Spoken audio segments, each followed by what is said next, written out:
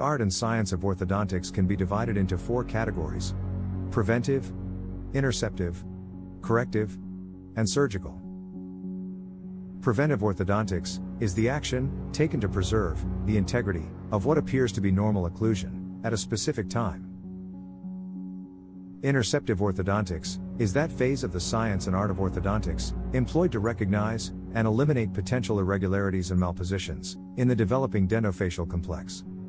Many of the procedures are common in preventive and interceptive orthodontics, but the timings are different. Coming to corrective orthodontics.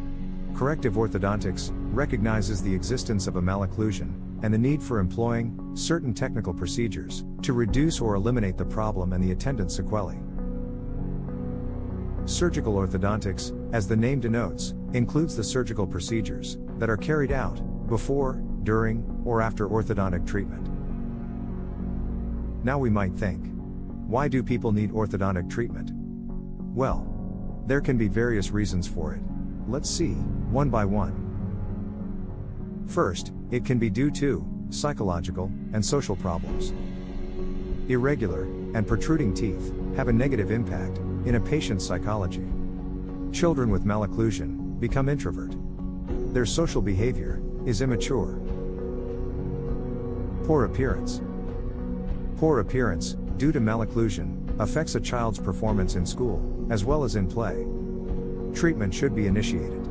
Preventive or interceptive measures should be attempted.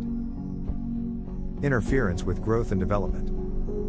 Abnormal finger sucking habit, a perverted perioral muscle activity, could cause morphological and functional changes to the dentition. Common effect of abnormal perioral muscle activity is posterior crossbites. Many a time, functional aberrations will lead to unilateral crossbite, which in turn will cause facial asymmetry. Increased deep bite and abnormal lip posture will cause flattening of mandibular anteriors. Anterior occlusal interferences will cause pseudoclass 3. Abnormal muscle function. In the case of lip trap, cushioning of lower lip behind the proclined upper incisors will aggravate the proclination. Correction of proclination will correct or eliminate lip trap. Improper deglutition. In abnormal swallowing, muscles of facial expression are involved. Mouth breathing. In many cases, reduction of increased overjet activates upper lip and makes lip closure possible to establish anterior oral seal and stimulates nasal breathing. Improper mastication. Malaligned teeth initiate a different pattern of chewing. Different patterns of chewing can lead to temporomandibular joint and periodontal problems. Speech defects. Malocclusion affects the speech pattern of individuals. Increased susceptibility to caries and periodontal diseases. Irregular teeth make self-cleansing of oral cavity less effective. This leads to increased susceptibility to caries and periodontal diseases. Temporomandibular joint disorders.